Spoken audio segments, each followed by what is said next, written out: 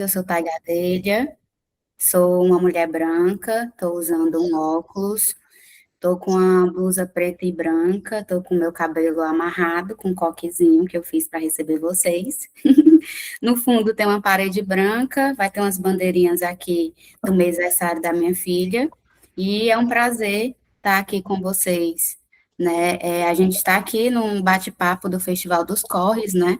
O Festival dos Corres nasce do encontro entre o cotidiano e suas fissuras, entre aquilo que parece comum e as forças invisíveis que o atravessam. Os filmes reunidos não são procurados, né, explicar o mundo, mas habitá-lo em suas fraturas. O que se repete, o que escapa, o que insiste em permanecer, mesmo quando tudo parece ruir, né? Então a gente vai estar chegando aí na semana 2 do Festival dos Corres, onde traz o tema O Peso do Mundo nas Pequenas Coisas, né? Como cotidiano, como espaço de afeto, tensão e ruptura. Então, nessa segunda semana, o foco se descoloca para o íntimo, né? Aqui o mundo inteiro parece caber em grandes gestos mínimos, em relações familiares, em afetos instáveis, em cafuné, cama de tatame, quando as ondas do mar desligam lá na frente e o que fica. O cotidiano se toma espaço de tensão emocional, onde amar, cuidar e permanecer também podem ser formas de conflito. Então, é um prazer receber vocês, né? Queria iniciar esse nosso debate falando um pouco sobre o Festival dos Corres, né? Trazer também o que seria essa segunda semana, onde o filme de vocês vão ser exibido, né? E aí eu vou falar um pouquinho sobre o projeto, né? E aí, em seguida, eu vou passar a palavra para vocês, para que vocês se apresentem, como a Raíssa orientou, para fazer essa audiodescrição, né? Então, o projeto dos Corres, né, de cinema é um projeto realizado pela Produção de Perifa e consiste na realização de uma edição do festival voltada à valorização e fortalecimento de cineastas LGBTQIAPN+, do Ceará e do Nordeste, promovendo diversidade, inclusão e acessibilidade no audiovisual. A iniciativa reúne exibição online e presencial de 25 filmes, debates com realizadores, que é o que a gente está fazendo aqui, ações acessíveis como legendagem e libras, e uma formação gratuita em audiovisual para pessoas da comunidade, com foco em participação em pessoas que estão em vulnerabilidade. Além de ampliar a visibilidade de produções independentes e periféricas, o projeto também busca fortalecer processos formativos, estimular trocas de saber e fomentar redes de colaboração, consolidando o festival como uma plataforma de transformação cultural e representatividade na região. Né? E aí, eu não sei se vocês conhecem o Produção de Perifa, né? Mas o Produção de Perifa, ele foi criado em 2022 por Chiesa Fran Nascimento, aqui na cidade de Sobral, né, Ceará. É uma produtora, um coletivo, é um ponto de cultura, é uma iniciativa artística, é uma iniciativa formativa também voltada às periferias, com base no aprender fazendo. A Fran traz, né, no seu cotidiano, que é aprender na tora. Então, a gente aprende fazendo, né? Atua como espaço de formação em produção cultural, escrita de projetos e acesso a recursos, além de gerir espaços culturais e realizar projetos que fortalecem e ampliam a circulação da cultura periférica no interior do Ceará e descentraliza e interioriza o acesso a recursos culturais e o nosso é o principal objetivo, né, fazer com que a gente consiga acessar esses recursos e consiga circular com esses recursos. E aí o Festival dos Corres de Cinema é um projeto que está sendo apoiado pelo Ministério da Cultura e pela Secretaria da Cultura do Estado do Ceará, com recursos provenientes da Lei Federal número 14.399/2022, Política Nacional Aldir Blanc de Fomento à Cultura, que é a PENAB, né? E aí a gente vai dar início ao nosso bate-papo, né? E aí eu queria iniciar pedindo para que vocês se apresentassem, falassem um pouquinho de vocês e também fizessem a audiodescrição de vocês.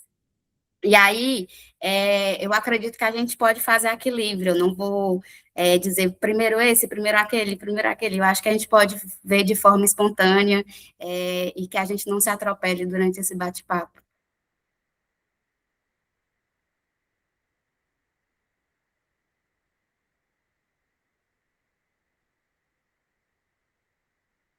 Sem pressão, galera. Todo mundo aqui de mão levantada, todo mundo querendo falar logo. Posso iniciar, então. Eu sou a Soga, eu sou roteirista e diretora do filme Quando as Ondas Humanas Ligam. Eu sou uma mulher branca, de cabelo liso, estou mais para a região do lado esquerdo. Estou com uma camisa amarela canelada de lã. E é isso, saudar aqui a felicidade de participar desse debate e também pela existência do Festival Corre.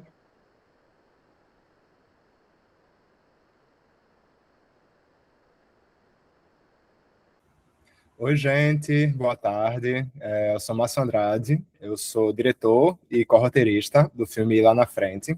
Eu sou um homem branco, com 40 anos, sou careca, estou com uma barba, né, tenho uma barba grisalha, uma blusa de malha na cor azul e estou no espaço residencial com paredes brancas e uma cortina azul também.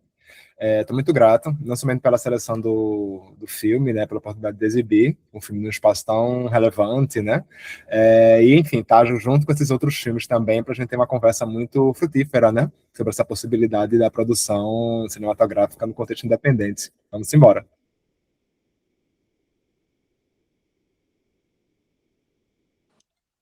Oi, gente, boa tarde. Meu nome é Laísa, eu sou a diretora do filme O Que Fica. Eu sou uma mulher branca com camisa preta, lisa. Tô com uma trança, né? Meu cabelo é cacheado, mas tô com uma trança aqui pro meu lado esquerdo também. E dentro de casa, um ambiente interno com as paredes verdes, verde clarinho.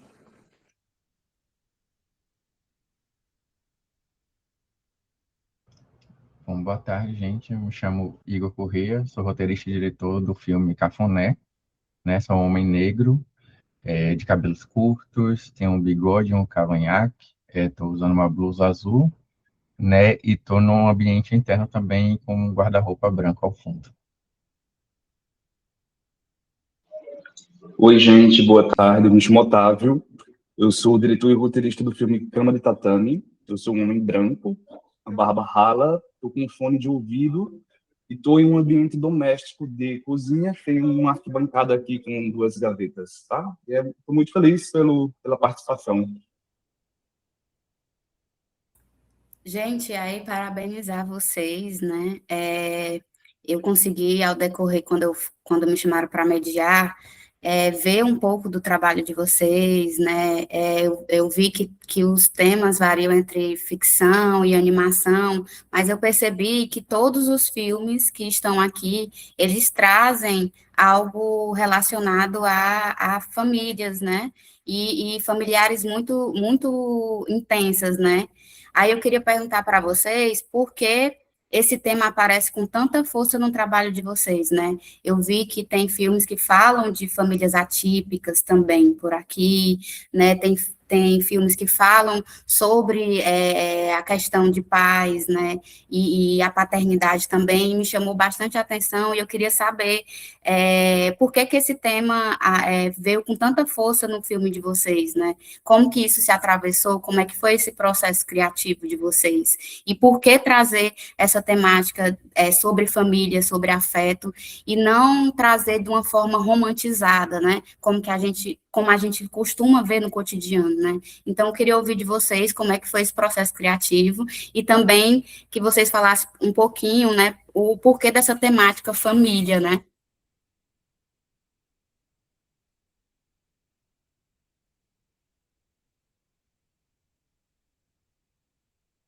Rapaz, eu vou começar a dizer. Eu vou de novo.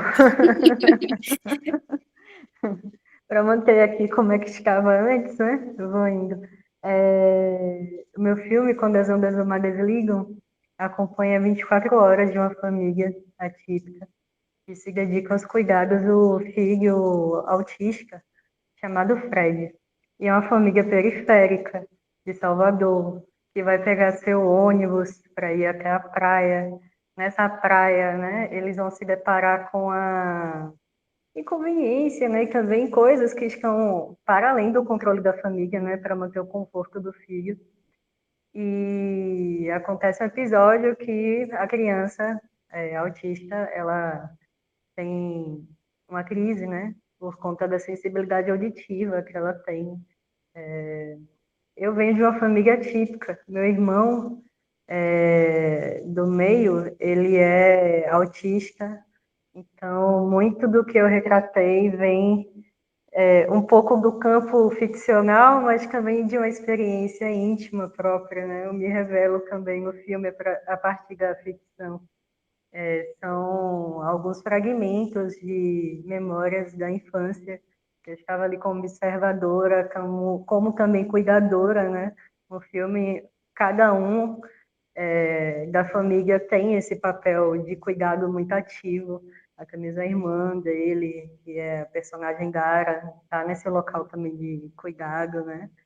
E a partir disso que a gente faz a criação do filme, né? Para que as crianças autísticas consigam se reconhecer na tela, né? É importante. Maravilha. Adorei essa pergunta. Eu acho que o meu filme ele é voltado, né, para o público infantil. E assim como o Yassoda mencionou, para mim era muito interessante conseguir falar, comunicar com crianças que têm experiências específicas, né? No caso do Lá na Frente, né, é um curta que vai abordar uma família queer, né, que são duas mães, formada por duas mães e uma criança, que é o Pedro. E eu queria abordar o luto gestacional a partir desse ponto de vista. Como é que uma criança percebe, né, essa experiência, como é que ela atravessa também, né, essa experiência, né, porque ao mesmo tempo tem uma mãe que ela precisa atravessar o luto, e a gente pode imaginar, mesmo não sendo, né, mulher, mas eu posso imaginar isso, mas como é que uma criança pode atravessar, né, isso? Essa história tinha acontecido com uma amiga minha, uma amiga próxima, que contou para mim isso que tinha acontecido com uma irmã dela, e eu fiquei me perguntando, né, como é que poderia ser uma criança pensando o que é perder, né, uma pessoa, né, uma pergunta que me moveu muito, né, para pensar essa história quando a gente pensar o luto, né, como uma criança tem que pensar o luto, sei lá, perder uma criança, perder um brinquedo, perder um animal de estimação, perder um ente querido, tem uma imagem muito concreta, né, para ela se despedir, digamos assim, né? Mas quando é um luto por uma criança não nascida, né, ela tem que se despedir de uma imaginação, né, de uma pessoa que foi completamente imaginada, por uma expectativa, né? E como é que é concretizar isso, né? Como é que é atravessar esse tipo de luto tão específico, né? E a partir disso, eu queria muito abordar essa experiência familiar tão específica, né? Quanto mais a gente vai exibindo, né, Lá na Frente em outros festivais, em outros espaços e tal, eu percebo como tem famílias que passam por isso e têm suas próprias maneiras de atravessar, não tem certo, não tem errado, mas cada família vai construindo tijolo por tijolo sua própria maneira de lidar. E é interessante perceber o feedback de crianças também, porque eu percebo que tem crianças que passaram por essa experiência e elas vão aprendendo também como verbalizar isso, né? Como ver essa experiência também representada, né? Do mesmo jeito que a gente vai ter crianças que vão atravessar a experiência experiências identitárias muito diversas, né? E a Suda já falou aí das crianças neurodivergentes, né? A gente vai ter experiências das crianças negras, vai ter as crianças queer, e as crianças que também vão lidar com um luto gestacional da própria mãe, né? Então, eu queria muito trazer mais essa pluralidade dessa forma de infância, né? Dessas famílias que atravessam também esse tipo de experiência. Então, tá um pouco nesse caminho. Gente, o meu filme ele é um curta que ele não vai abordar exatamente esse tema de família, né? Mas traz sim a questão do afeto, porque é sobre um relacionamento abusivo. Mais especificamente, eu trago as consequências psicológicas que esse relacionamento abusivo traz para a mulher. Então, eu decidi abordar esse tema porque é um assunto, assim, uma temática que eu sou muito engajada, que é sobre questões femininas, questões voltadas para as mulheres. Então, foi um produto meu de TCC, na verdade, né? Eu sou recém-formada. E aí eu fiz esse produto de TCC, que é esse curta. E eu venho de uma trajetória que eu já fiz vários trabalhos na faculdade voltado para isso, né? Para a questão de misoginia e tudo mais. Então, eu acho que para mim, como mulher, é importante abordar esse tema. É uma coisa que é muito recente ainda, porque faz parte do dia a dia de todas as mulheres. E então eu resolvi retratar, né, algo mais voltado para a ficção, porque eu encontrei ali na ficção uma forma de poder mostrar de uma forma mais tensa, né, digamos assim, como que essas consequências psicológicas acontecem ali na mulher. E basicamente é isso. Então, acho que é um tema muito importante para toda a sociedade, mas principalmente para nós mulheres, e que me diz muito respeito também. Então, nesse curto, a gente vai acompanhar ali, né, a rotina, o dia a dia dessa mulher após o fim desse relacionamento, como que as coisas ficaram para ela. E aí eu deixo muitas coisas ali, né, no começo e no desenvolvimento, meio que para o público poder entender e imaginar o que, que realmente está acontecendo, se o que está acontecendo ali com ela é fruto da imaginação dela, né? Ou se é alguma forma de manifestação mesmo do trauma que ela vivenciou nesse relacionamento. Então, basicamente é isso. Eu vou pegar a carona na fala da Liza. O Cama de Tatame é uma ficção e ele fala sobre um casal que está em separação e como esses dois filhos lidam com isso. Na verdade, é uma perspectiva a partir desses dois irmãos, de como aquela violência os atinge. É uma perspectiva sempre presente a partir do som, o som das discussões, o som do que está acontecendo, literalmente daquela violência ao redor. E é uma perspectiva de família a partir da união desses dois adolescentes e desses dois personagens, que são os filhos desse casal que estão em separação, e de como eles lidam com isso a partir do momento que os pais começam, enfim, a discussão, a brigar, até onde vai chegando. E, enfim, é basicamente esse contexto familiar, é um contexto atípico, e é um contexto que a gente tentou construir de modo que, no final, não explique, não diga claramente o que estava acontecendo, mas que aqueles dois sujeitos, aqueles dois personagens, eles consigam se libertar daquele ambiente doméstico que, enfim, era voltado para a discussão. Bom, o Cafuné, ele nasce desse lugar de investigar o medo, mas também o processo de luto, né? Desde o meu primeiro filme eu tenho trabalhado com essa questão do familiar, né? Então, o Cafuné, ele vem acompanhar ali o Walter, que é um pai negro solteiro, né, que ele tem que entregar tudo de melhor para sua filha, mas também precisa lidar ali com o peso da sua insegurança, das suas responsabilidades e também dos segredos que guarda da filha, né? E é daí que parte esse terror psicológico que é construído na narrativa, né? Então, o filme, apesar de nascer de um lugar de afeto, né, com o próprio Cafuné, o ato de fazer Cafuné, ele tenta trabalhar coexistentemente com essas duas linhas narrativas, né, o afeto e o terror psicológico para ir desvendar, né, como o medo ali aflige essa família, né, e como isso é explorado ali nas dinâmicas familiares, né, sobretudo nessa dinâmica entre pai e filho. Os filmes, apesar de diferentes temáticas, se atravessam muito porque falam sobre essas ausências, falam sobre essas rupturas, falam também sobre esse contexto de violência, né?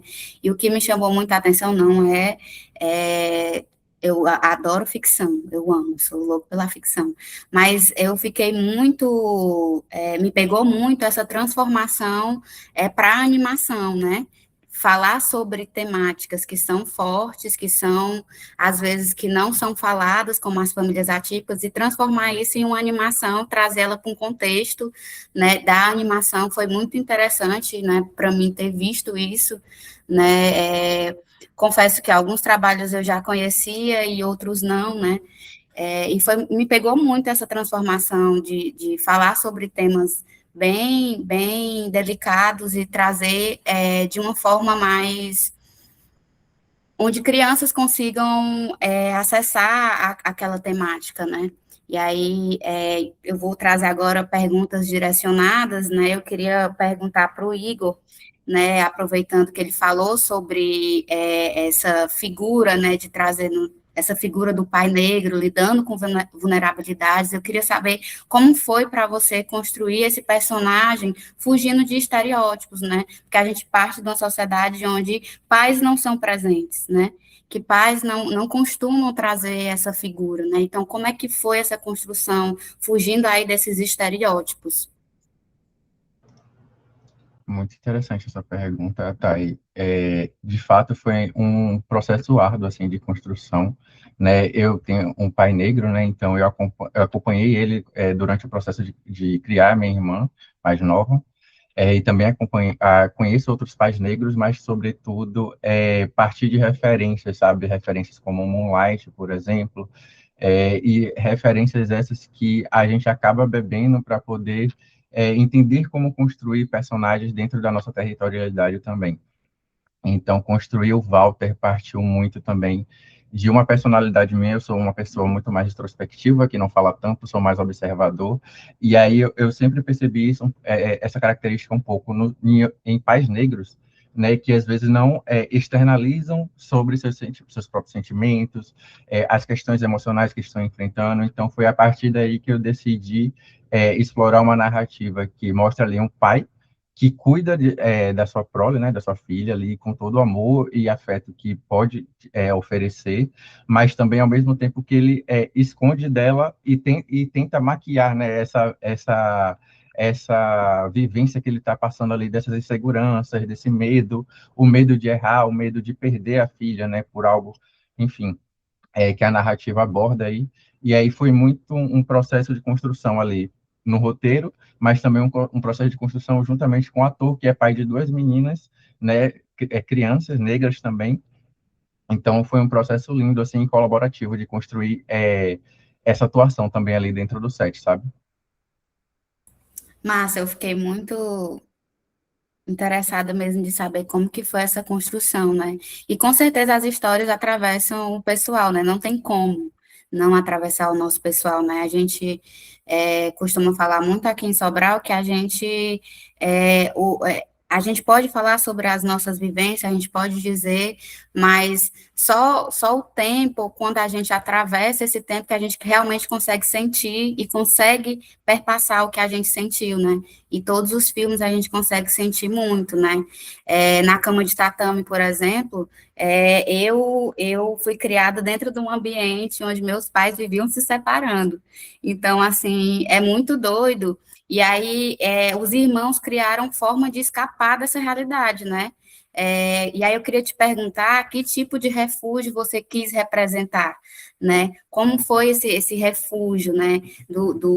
Das brigas, dessas relações, né? Eu queria perguntar para ti como é que foi isso. É muito marcante o teu filme, porque me remete o que eu perpassei, né? E a gente realmente vai procurando refúgio, vai procurando ou ouvir uma música, botar um som alto enquanto está ali a briga, ou vai fazendo outra coisa, né? E aí eu queria ouvir de ti como é que foi, né? Como é que tu quis representar esse refúgio? Massa. Tá aí, é engraçada essa questão, porque quando eu fiz o Cama de Tatame, lá, o início, o roteiro, ele veio de uma música do Gilberto Gil, que chama Drão. E Drão tem um trecho que fala Cama de Tatame, pelo mundo afora, e era uma música sobre separação. É uma música sobre a separação da mãe da Preta Gil com o Gilberto Gil, e de como aquilo muda. Eu sou filho de pais separados, só que litigioso, nunca mudou. Ao contrário, enfim. E aí, na minha época de infância, o refúgio era leitura, esse tipo de coisa.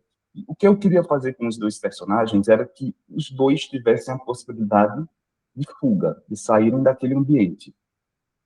Na montagem, a gente percebeu que tinha uma coisa que estava muito errada, que era a personagem feminina, a fuga dela era dentro de casa. Ela ficava jogando videogame, enquanto o rapaz, ele tinha uma fuga de pelo menos ter um date fora.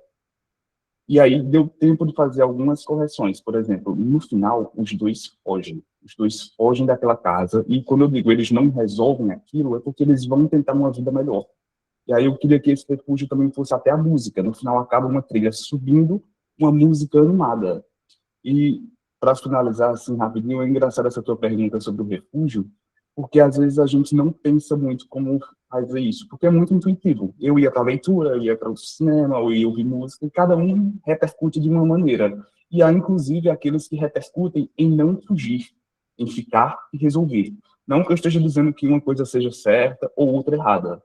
E um lance que eu ouvi muito em debates sobre o filme é que as pessoas me perguntavam: será que esses dois adolescentes que fugiram de casa agora, eles vão reproduzir essa violência no futuro ou eles vão mudar? Eu não sei. A resposta é com cada um. Eu espero que eles não reproduzam, que eles tenham fugido de casa, encontrado esse refúgio em um ambiente muito mais seguro e que não façam isso com os filhos. Mas é isso, cada um vai buscar um seu refúgio. Massa. O teu filme, ele me atravessou bem, bem profundo, assim, eu fiquei, nossa, caralho, pode crer, né? E aí eu também estava procurando sobre esse refúgio, né? Uma hora eu botava um som mais alto, outra hora eu só saía de casa. Então eu não reproduzo esses comportamentos, né? E tendo a não reproduzir esses comportamentos. Eu sou casada com uma outra mulher atualmente e a gente está com uma bebezinha de 2 meses hoje, atualmente, né? E aí eu queria falar também sobre quando as ondas do mar desligam, né? E aí eu queria te perguntar como é que foi equilibrar, né? Equilibrar o cuidado com uma sociedade que não está preparada para ter uma família atípica e ter pessoas atípicas nela, né? Como é que foi equilibrar esse cuidado com as diferenças do mundo, né? Como é que foi isso? Eu vi que a história perpassa e te atravessa, porque você tem um irmão, né? E aí, como é que foi essa construção mesmo do filme e das abordagens mesmo, e também de transformar isso para animação, né? Quando vocês estavam falando sobre a ideia principal, né, da existência do Festival dos Corres, eu me identifiquei muito, porque eu fui fazer animação no primeiro momento que surgiu a oportunidade. Eu não tive como me preparar antecipadamente, eu fui fazendo e aprendendo. É a primeira animação e a gente já tinha uma vontade grande, tanto eu como a Sari, de fazer acontecer um filme sobre temática atípica. E a ideia era que, ao retratar o autismo, não fosse maçante, não fosse pesado, né? Porque quem poderia assistir seria uma família atípica, que já passa por sérios momentos de turbulência, na maioria das vezes, de crises, ao lidar com crianças de suportes, né? Diferenciados, que requerem cuidados também diferenciados. E o próprio autista também iria assistir esse filme. Então não poderia ser um filme que tivesse uma estimulação excessiva, não tivesse uma sonoridade também pesada para recepção deles. E a gente percebe que muito das táticas de cuidado e também de medidas, né, inclusivas, partem da família e não do espaço em que elas estão, né? E o que é mais, como é que eu posso dizer?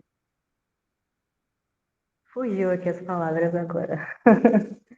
Enfim, mas parte muito mais da comunidade interna, né, da pessoa autista, do que a própria cidade e o local que ela passeia. e que o cuidado não é deixar de viver a rua, não é deixar de viver a praia, é permanecer, né, mostrando que mesmo sendo PCD, mesmo sendo neurodivergente, existe sim o direito de ir e vir, de usufruir da cidade, o direito ao lazer, né, que muitas vezes é negado a algumas crianças que não têm a possibilidade, né, de andar de uma maneira saudável, né, já que o seu entorno não é inclusivo, a medida é muito mais interna, né, da família.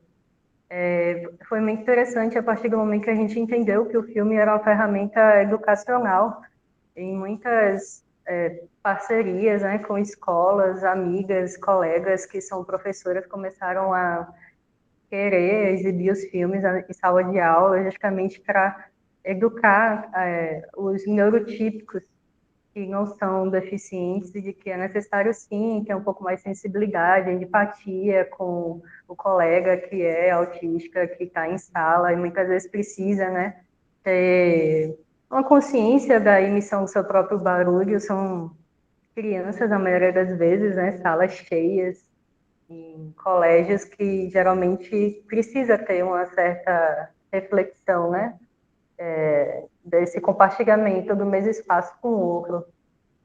E aí é isso. Foi muito interessante fazer o filme, desafiador também, a primeira animação, e me expor também, porque fala um pouco da minha família, né? Até hoje, quando eu assisto, eu me emociono um pouco, eu sinto aquele baque, poxa, que bom que o que eu vivi hoje serviu como uma inspiração, né? Como um mecanismo de veículo para a criação artística. Então, o filme seria esse nascer interno para fora também? Pode ser também, é uma das possibilidades. E aí, só para complementar ainda mais, durante a pós-produção do filme, eu fiquei grávida. Meu companheiro é o diretor do filme também, o Assad Piá. E hoje eu já caio num local assim mais interessante ainda de pensar de que, poxa, vou ter a oportunidade de educar também o meu filho sobre a inclusão, né, sobre o autismo, já que ele vai lidar também com o tio, né, que é autista, através da obra. E aí são várias epifanias ao mesmo tempo. E o filme O que Fica, né?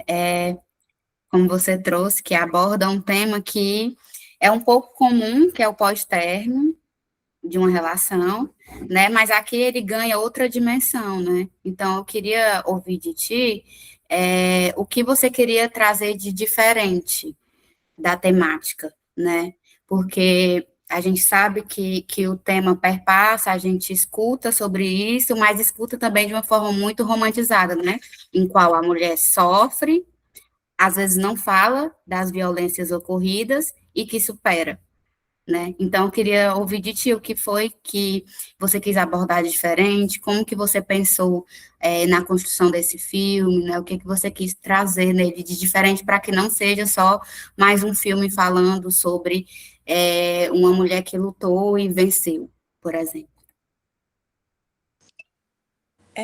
Teve algumas coisas assim que eu tentei usar como base, né, para poder trazer essa coisa assim mais diferente. Na verdade, tem alguns filmes que já trazem meio que isso, né? Então, por exemplo, eu usei como referência O Homem Invisível, que é um filme, né? Acho que você já deve ter assistido, que justamente a mulher passa ali, né, por essa situação, e aí o cara finge que morreu, mas ele não morreu, ele tá ali perturbando ela e usando aquele traje invisível, então ninguém acredita no que ela tá falando. Tem outro filme também que ele já não é tão conhecido assim, mas o nome é As Faces do Medo. Em inglês é Men, né? Homens no plural. E aí que a mulher vai vivenciar também esse término de um relacionamento abusivo, e ela também é perseguida por esse trauma que ela está vivendo, e é um filme também muito assim de terror, né, de suspense, meio de horror também. Então eu tomei como referência esses filmes, mas eu acho que o que ele tem de diferente é justamente o gênero, né? Eu queria fazer um terror, não chegou a ser um terror de fato, mas é um suspense assim psicológico, né? E ela é atormentada por essas manifestações invisíveis. Então, o tempo todo ela acha que tem alguma força, né? Alguma coisa ali que está perturbando ela, que está observando, que está perseguindo realmente, e a gente não vê o que é, né? Só tem ali ela vendo e vivenciando isso.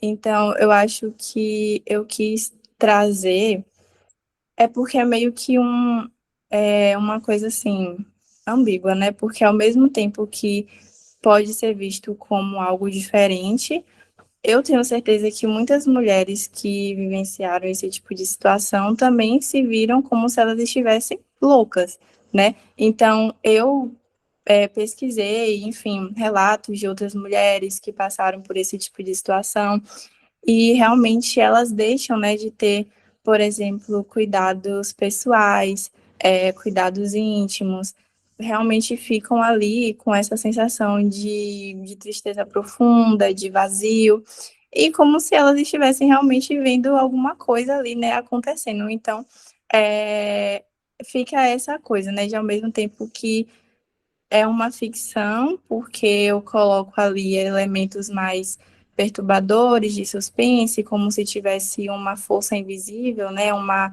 maldição, enfim, seguindo ela. Também é meio que a realidade, né? Isso de fato assim acontece, as mulheres realmente se sentem dessa forma e acontece isso. E aí, assim, eu realmente sou muito fã de terror, de suspense. Eu acho que é um gênero que você consegue falar de muitos assuntos importantes e realmente representar de uma forma até mais profunda, né? Porque você consegue colocar muitos símbolos, muita analogia. Então, acaba pegando de uma forma mais profunda, assim, de tipo, você assiste o curta inteiro e você acha que a mulher, sei lá, foi amaldiçoada, né? Porque tudo começa depois que ela encontra um ursinho de pelúcia que foi um presente desse ex. E aí você pode ter essa interpretação que ela está sendo amaldiçoada, tipo, é uma maldição, alguma coisa assim, só que na verdade não é. É realmente só a manifestação do trauma dela, né? Uma manifestação ali das consequências psicológicas que ela teve. Então, eu acho que o suspense, o terror, enfim, ele consegue elaborar isso muito bem, sabe? Essas temáticas mais, assim, pesadas, né? Então, antes de eu passar para a produção de periferia, porque eu tinha anotado essa pergunta para me fazer e chegou bem na hora. Tu acha que a ficção, ela foi um elemento que ajudou a equilibrar isso, né? Entre o fantástico, muito entre aspas, e a dor muito real. Tu acha que ele te ajudou nessa construção?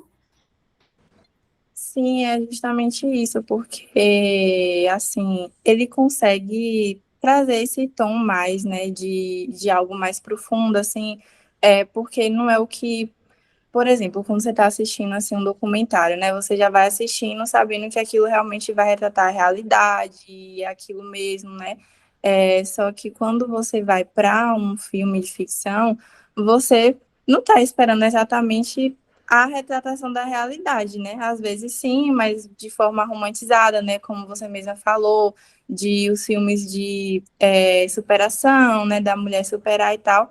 Só que nesse caso eu não trago muito isso, né? É tanto que no final não fica definitivo que ela superou, né?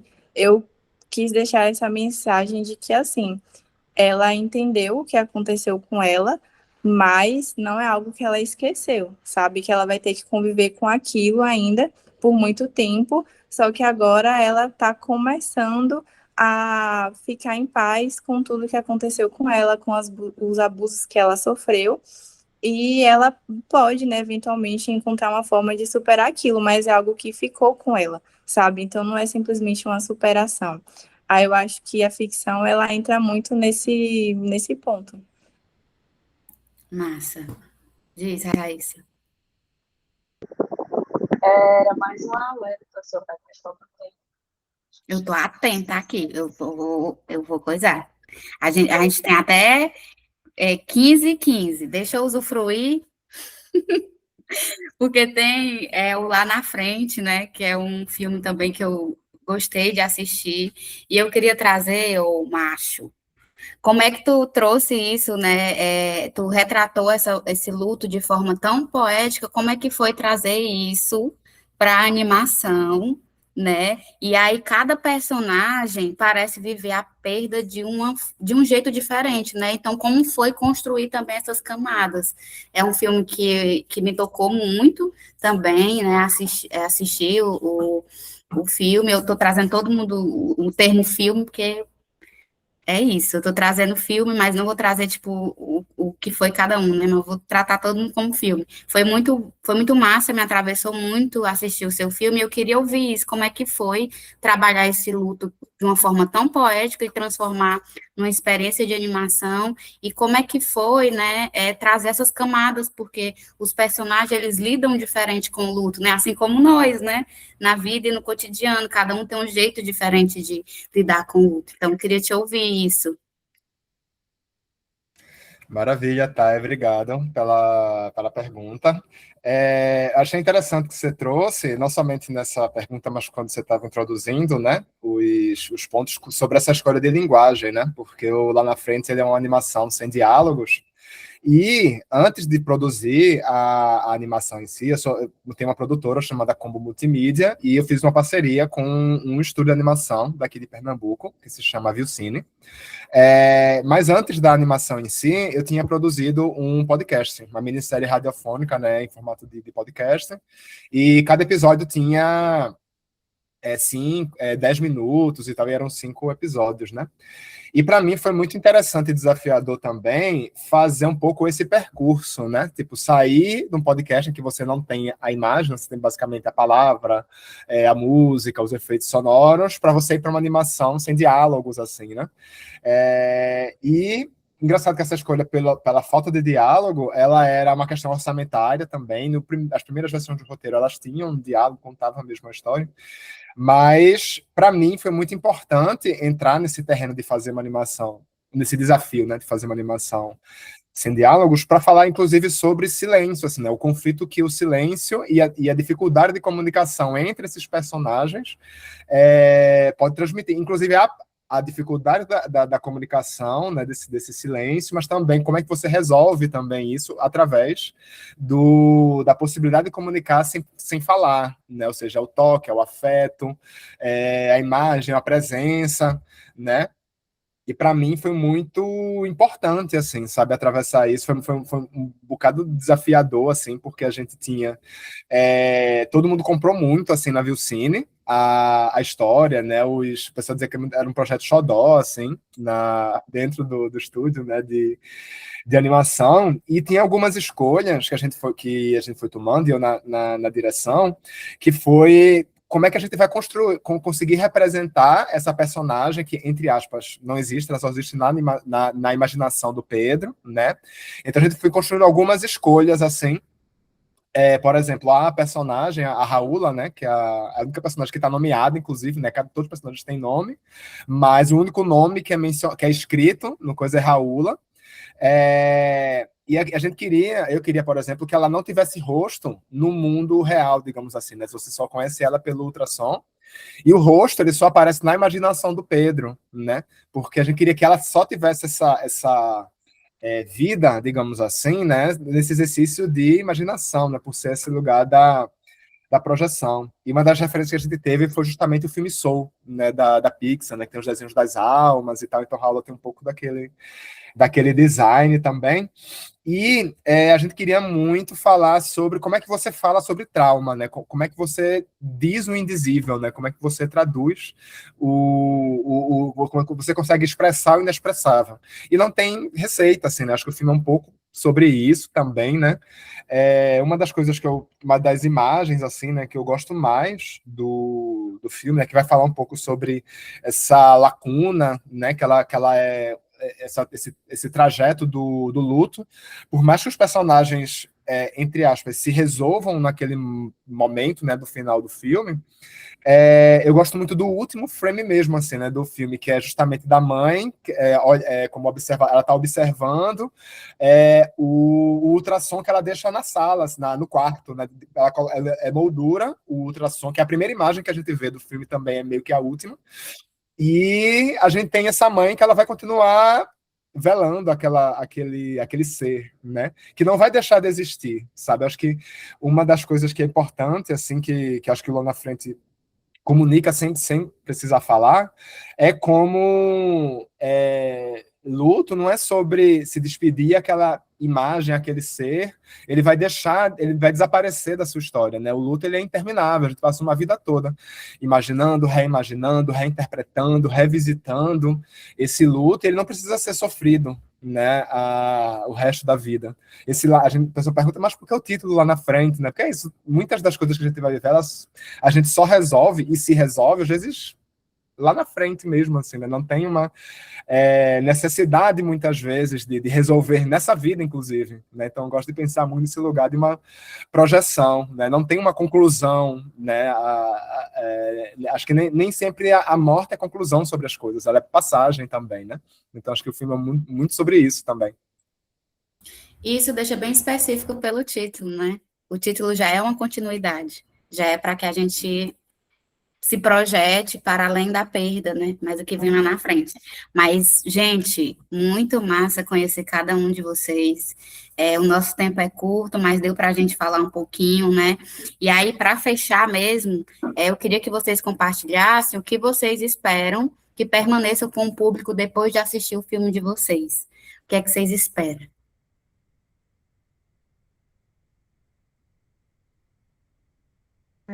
De uma maneira equivocada, os estudos de autismo indicavam que a população negra tinha um percentual menor de incidência de autismo.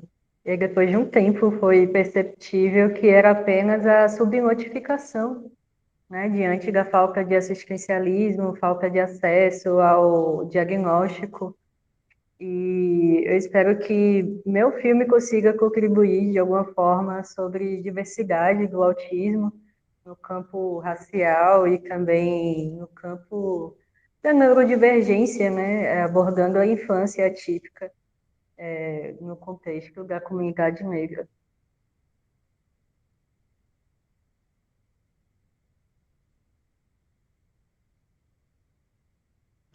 Pegando.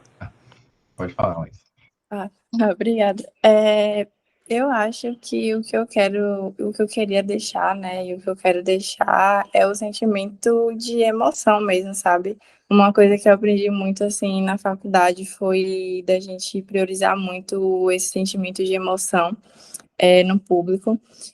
Então, eu acho que eu pensei muito nisso, no que ia impactar nas pessoas quando elas assistissem, e também na mensagem mesmo, né, a respeito das consequências que isso traz para as mulheres. Então, trazer mais essa reflexão no sentido de valorizar mesmo, né, as vivências que as mulheres passam. Então, acho que basicamente é isso.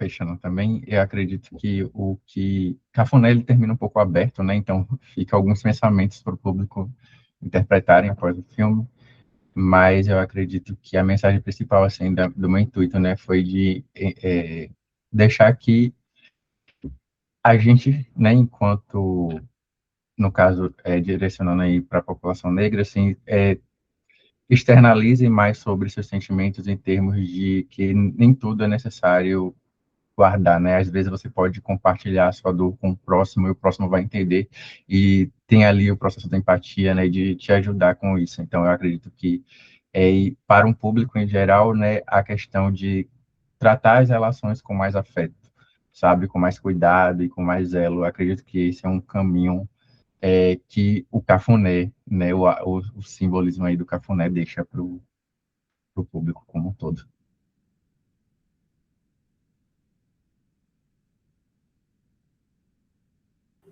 E em relação ao lá na frente, acho que para mim o que fica, assim, né, o que eu desejo que o filme traga, é que as crianças também contem suas histórias, sabe? Eu acho que quanto mais a gente vê histórias, né, de infâncias plurais, infâncias diversas, mais a gente vai ver essas crianças na tela, essas experiências circulando, mais crianças vendo, né, essas histórias sendo representadas e se sentindo ouvidas, né? Eu acho que ver a possibilidade de abrir conversas, né, sobre temas que são tão delicados, né, às vezes são sensíveis, conversas difíceis, né, às vezes, como justamente, né, o aborto, né, seja ele espontâneo ou intencional, que se consiga, né, abrir conversas sobre as mulheres possam contar essas histórias, mães que desejem ser mães, que não desejem ser mães, e que isso seja uma conversa cada vez mais aberta, né, que as mães consigam ter com seus filhos e os filhos possam ter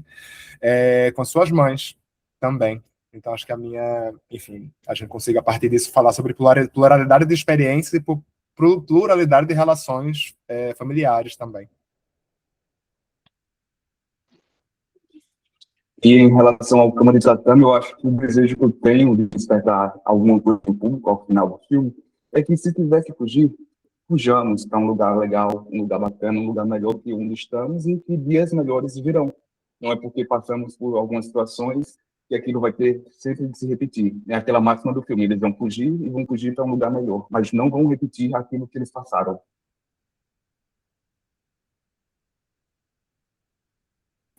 Massa, gente. Então, agradecer Igor, Otávio, agradecer Yassoda Nanda, que está aqui com a gente, Márcio Andrade e Laísa Reis. Laísa? É Laísa, né? Laísa Reis. Obrigada a vocês por estar aqui hoje nesse debate, por me dar a honra também de estar aqui mediando. E para você que está aqui assistindo o debate do Festival dos Corres, consumam filmes e de artistas aqui do Ceará e do Nordeste, vão atrás de procurar, porque no Nordeste a gente produz sim, no Ceará a gente produz sim, e a gente produz qualidade. Todas as temáticas aqui, todos os filmes são muito, muito atravessadores, então cuida, se liga, vai seguir o Festival dos Corres e vem para a segunda semana do Festival dos Corres. Valeu!